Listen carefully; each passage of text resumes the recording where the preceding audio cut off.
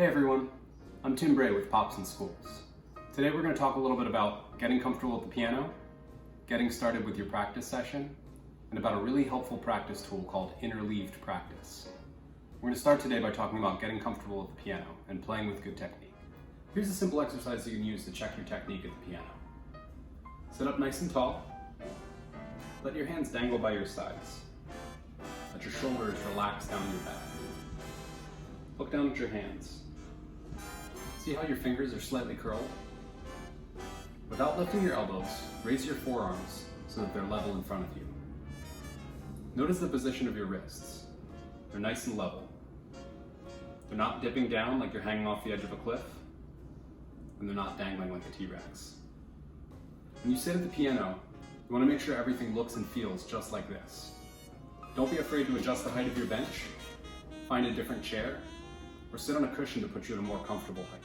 Now that we're comfortable, I'm going to walk you through a warm-up exercise to get you started with your practice session. It's important to remember that while we're practicing, although we're using our fingers to press the keys, it's actually our forearms that control those muscles, and our upper arms are going to play a part too. To engage your arms and remember where the power to play comes from, start by bouncing on one note.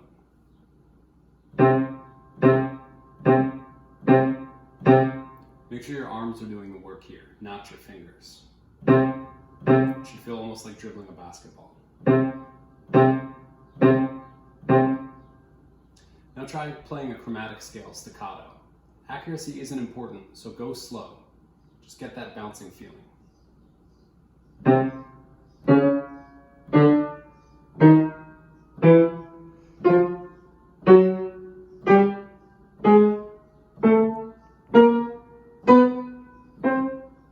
That should feel effortless. If you're feeling any tension here, or in your wrist, it's probably because your wrists are locking, or you're using too much of your finger to play the notes. Try that same thing again, but now try it as quiet as you can. Nothing should change about the feeling.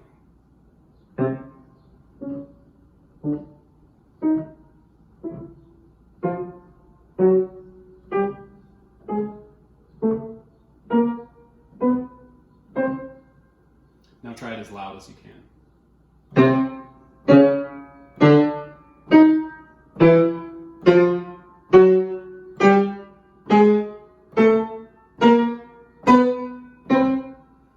Now try it legato. You're going to want to change the way your wrists and your hands are positioned and where the feeling comes from, but try not to. See if you can still get that bouncing feeling even though you're playing legato. Nice and smooth.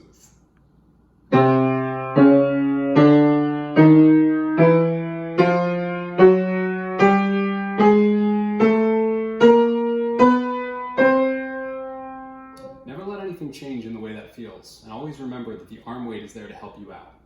Practicing with this in mind, and remembering to slow down and check your technique, will teach you to play without tension, and will help you through difficult passages. Now you're ready to start practicing. It can feel overwhelming sitting down to a practice session. There's so many things that we want to learn on the piano. There's so many things to get better at. That's why I think it helps to narrow your practice sessions down into 3 or 4 things. Any more than that, and you're probably not giving any of those things the attention it deserves, and it will be harder to see progress. Think about what your goals are as a piano player. What do you want to be able to do in a few months that you can't do right now? How about in a few years? With these goals in mind, see if you can pick 3 exercises to work on. For me, I like to do something technical, something mental, and something oral. A technical exercise can be a scale, an arpeggio, or an etude, maybe something classical. With any technical exercise, make sure you're practicing slowly and with a metronome. You can always speed it up later, but the whole point is to focus on your technique and to make sure you're playing everything as effectively as possible while being completely relaxed in your forearms and your wrists and in your hand. An oral exercise is something that's going to get your ear working, ear training. So think about if there's a recording you like, maybe you could transcribe something directly from it by ear and figure it out on the piano. That could be a melody, a chord progression, or maybe a rhythm. Maybe your oral exercise is seeing if you can sing something and play it back on the piano. If you can do that, that helps with improvising because you're playing exactly what it is that you hear. A mental exercise is something that's going to get you thinking at the piano.